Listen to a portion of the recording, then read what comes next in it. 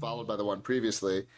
Freedom of movement is a natural right.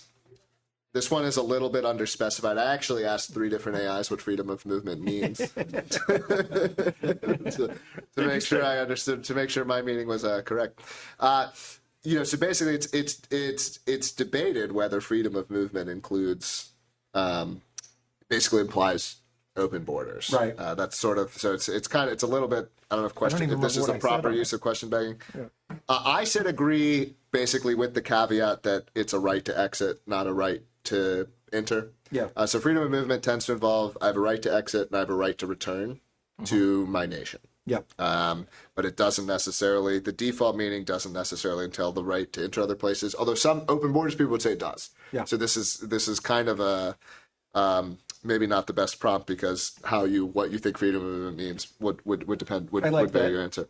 But I did say agree, but without a right to enter. So I have a right to exit, I have a right to return. I don't have a right to enter other places. Yeah, it's kind of like a lot of the other things in the libertarian movement where you have a right to do all kinds of sort of crazy things. And you said agree. Did you say I did. Yeah. As long as you don't harm somebody else. So somebody else's right to, you have a right to freedom, but you don't have a right of freedom movement into someone else's private property, for sure. So they're right, and government does have property, and they should have some controls that they can exercise based on what the will of the people is. So I think that, you have a right you have a right to move anywhere you want and leave your country and return, but that doesn't mean that other people don't have a right that trumps that, which is you don't have a right to go on their private property without permission, and you don't have a right to go on a sovereign nation and do whatever you want. Yeah, well, I think even that private property, and then again, I always like the idea of how private property maximalism. Even if you started though from a right of pure local private property, right?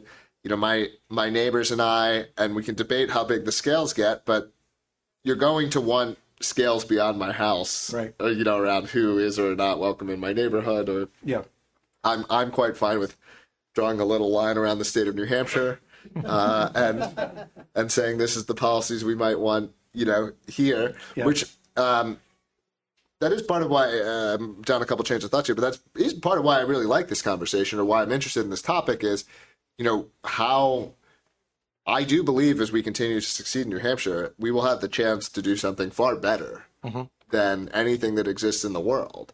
And so we have to think positively, well, what would our immigration system look like? Yeah. If we got to do whatever we wanted, what would that actually look like? And I don't want to be naive. I don't want to repeat the mistakes of the past, but I also want to accomplish a whole, again, markets work. There's gains to be had. And so how do we do, get that right?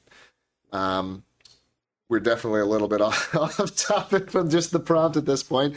I don't know, what else do you have to say about this? Is a classic libertarian argument, so I felt like it deserved a proposition. Yeah, no, I think you covered it well. I mean, it depends what you mean by freedom of movement, and I think that like I said, I want to have maximum freedom for everybody, but I also want people to have their own life, liberty, and property protected, and have their own controls. And it is a great conversation, because you want to think about like what, who do you want in your community? What kind of people do you want? And I probably lean more towards, there was a lot of issues with people, people were worried about Catholic immigrants, and they were worried about Italian immigrants. And I mean, people that are alive today, there's people that are 80 years old who will tell you that, they grew up being taught that the Catholics and the Irish and the Italians were the worst possible people that could ever come here, and you got to stop them or they're going to destroy our way of life. And of course, those immigrant groups ended up being some of the very, very, very best Americans that we have.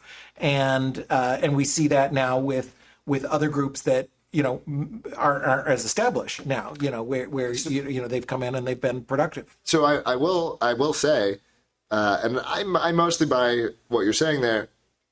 At the same time, my understanding is it's true, and this is one of my more contentious takes.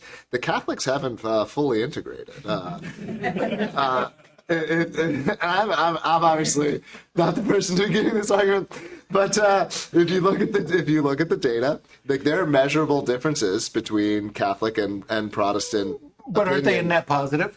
I'm not just. I would agree that I think we've got a lot of great Catholics here in New Hampshire. I think the average Catholic is better than average American. So I'm not trying to knock the Catholics, but they're like this idea of like, well, so because I think it's this really interesting question. It's like, to what degree is integration actually And what real? does integration mean?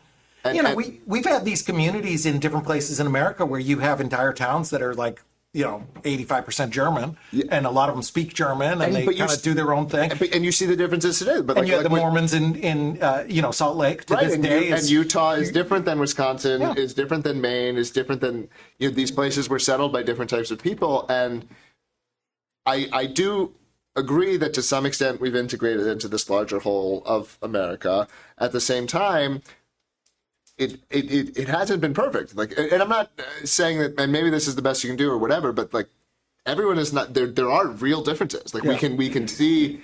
There's a great book named Albion Seed, which actually traces through the various factions and areas of England and the United Kingdom, and where people from the Scottish Highlands moved here, and people from the cities moved here, and the book argues that you can see 200 or 300 years later, you can see all of these artifacts, and that these artifacts persist today.